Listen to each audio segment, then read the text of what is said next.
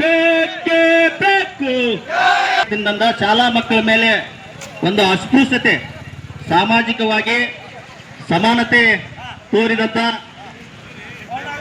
ಸಾಮಾಜಿಕ ಸಮಾನತೆ ಹರಿಕಾರ ಅಣ್ಣ ಬಸವಣ್ಣವರ ಬಸವೇಶ್ವರ ದೇವಸ್ಥಾನ ಒಂದು ಅಸಮಾನತೆ ಹಾಗೂ ಶಾಲಾ ಮಕ್ಕಳ ಮೇಲೆ ಅಸ್ಪೃಶ್ಯತೆ ಮಾಡುವಂತ ಒಂದು ಅಮಾನವೀಯ ಘಟನೆ ನಮ್ಮ ಖಾನಾಪುರ ತಾಲೂಕಿನ ಚಿಕ್ಕಂಗ್ರೋಳಿ ಗ್ರಾಮದಲ್ಲಿ ನಡೆದಿದೆ.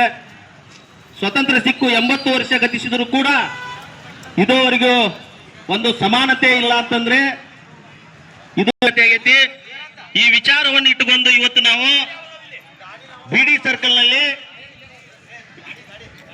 ಎಲ್ಲ ತಾಲೂಕಿನ ವಿವಿಧ ದಲಿತ ಸಂಘಟನೆಯ ಮುಖಂಡರು ಹಾಗೂ ಚಿಂತಕರು, ಸಮಾನತೆಯ ಚಿಂತಕರು ಹಾಗೂ ಒಂದು ಸಮಾನತೆಯ ಬಗ್ಗೆ ಅರಿವಿರುವಂತ ಎಲ್ಲ ಒಂದು ನಾಗರಿಕರ ಒಂದು ಸಮ್ಮುಖದಲ್ಲಿ ಇವತ್ತಿನ ದಿವಸ ಇಲ್ಲಿ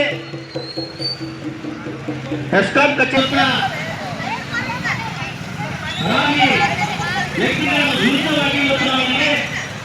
ಎಲ್ಲರ ಸಮ್ಮುಖದಲ್ಲಿ ಒಂದು ಪ್ರತಿಭಟನೆ ಹಮ್ಮಿಕೊಂಡಿದ್ದೀವಿ.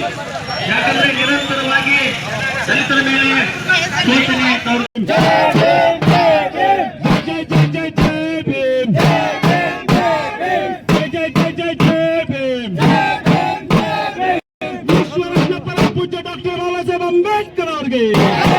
ವಿಶ್ವರತ್ನ ಪರಂ ಪೂಜ್ಯ ಡಾಕ್ಟರ್ ಬಾಬಾ ಸಾಹೇಬ್ ಅಂಬೇಡ್ಕರ್ ಅವರಿಗೆ, ಜಗಜ್ಯೋತಿ ಬಸವಣ್ಣಗೆ, ಜಗಜ್ಯೋತಿ ಬಸವಣ್ಣಗೆ.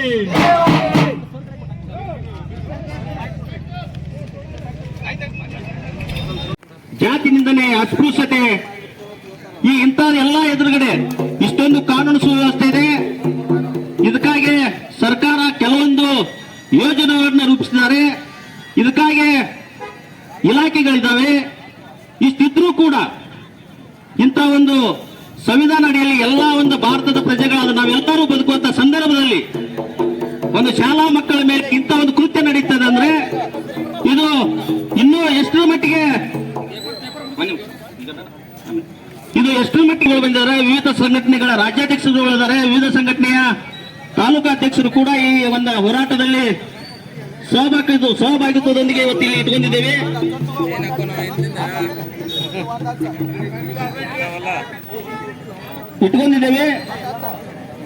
ಶರದ್ ಹೊನ್ನಾಯ್ಕ್ ಸರ್ ಇಲ್ಲಿ ಬರ್ಬೇಕಂತ ಹೇಳ್ತೀವಿ. ಶರದ್ ಹೊನ್ನಾಯ್ಕ್ ಸರ್.